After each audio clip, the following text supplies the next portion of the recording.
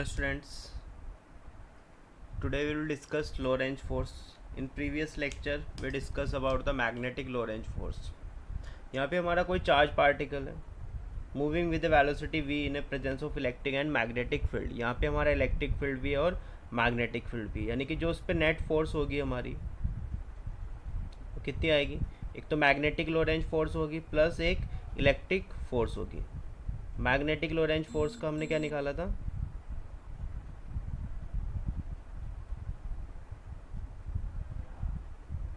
ये फॉर्मूला था हमारा प्रीवियस लेक्चर में.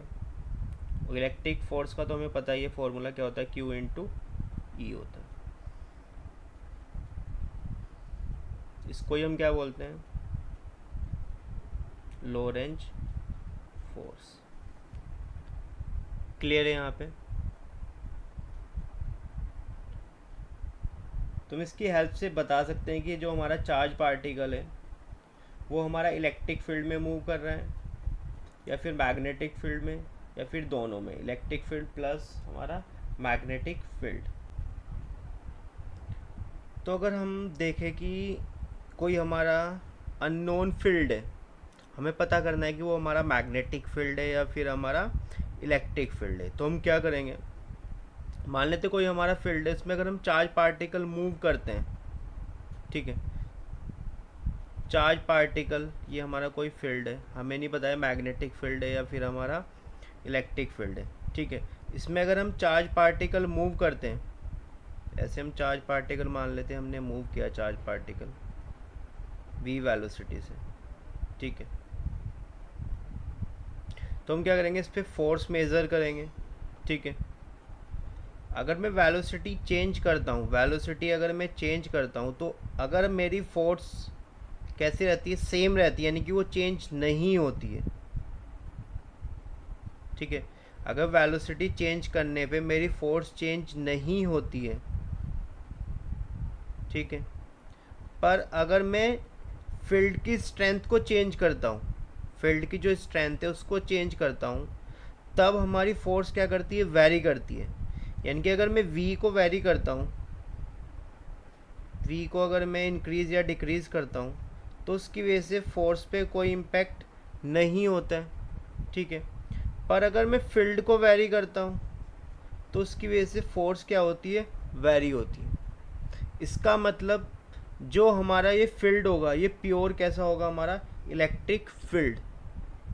क्लियर है, क्योंकि आप यहाँ से देख सकते हो अगर मैं v चेंज करता हूँ तो उस पर कोई इम्पैक्ट नहीं आ रहा है, पर अगर मैग्नेटिक लोरेंज फोर्स देखें, अगर मैं v को चेंज करता हूँ तो उसकी वजह से क्या होगा, मैग्नेटिक लोरेंज फोर्स भी क्या होती है, चेंज होती है, ठीक है. पर यहाँ पे इस केस में क्या हो रहा है, वेलोसिटी अगर मैं इस फॉर्मूले को देखूँ, F is equal to q e, v change कर रहे हैं तो v पे तो कोई इम्पैक्ट नहीं होगा हमारा फोर्स का, अगर मैं इलेक्ट्रिक फील्ड मानता हूँ तो कोई इम्पैक्ट नहीं होगा.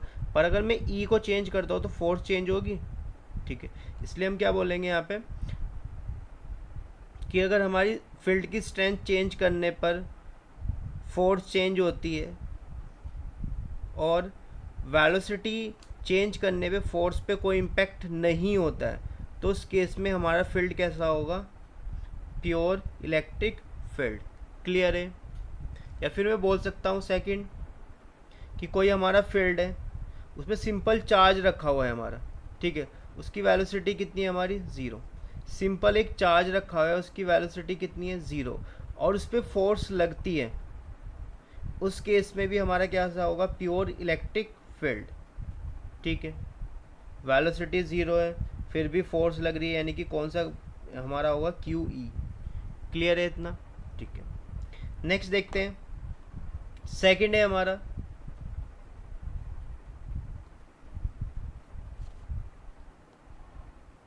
अगर हमारा जो फोर्स है वो फील्ड पे भी डिपेंड करती है एज वेल एज वेलोसिटी पे भी डिपेंड करती है. फील्ड पे भी डिपेंड कर रही है और वेलोसिटी पे डिपेंड कर रही है. और जब मैं वेलोसिटी ज़ीरो पुट करता हूँ तो फोर्स की वैल्यू कितनी हो जाती है, ज़ीरो. यानी फील्ड पे डिपेंड कर रही है वेलोसिटी पे, और जब मैं वेलोसिटी को ज़ीरो करता हूँ तो फोर्स कितनी हो जाती है, ज़ीरो. इसका मतलब क्या है, प्योर कैसा होगा हमारा, मैग्नेटिक फोर्स होगी. क्यों, अगर कोई हमारा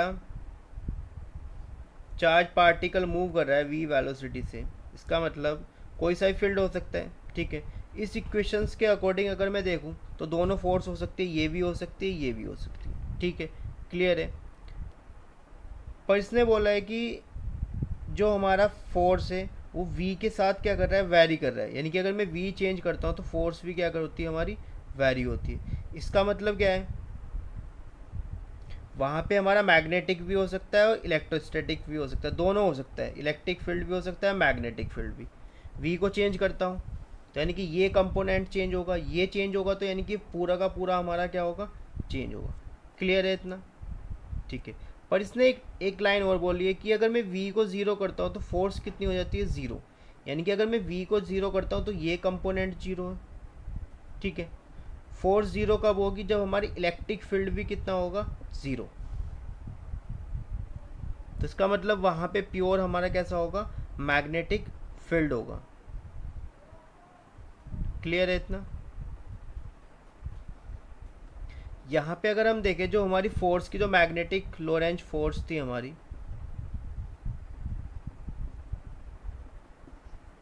यहाँ पे हमारी जो फोर्स होगी वो हमेशा क्या होगी, जिस प्लेन में हमारी वेलोसिटी और मैग्नेटिक फील्ड होगा उसके हमेशा क्या होगा, परपेंडिकुलर होगा। यानी कि जिस डायरेक्शन में हमारा क्यू मूव करेगा उसके हमेशा फोर्स कैसे लगेगी, परपेंडिकुलर।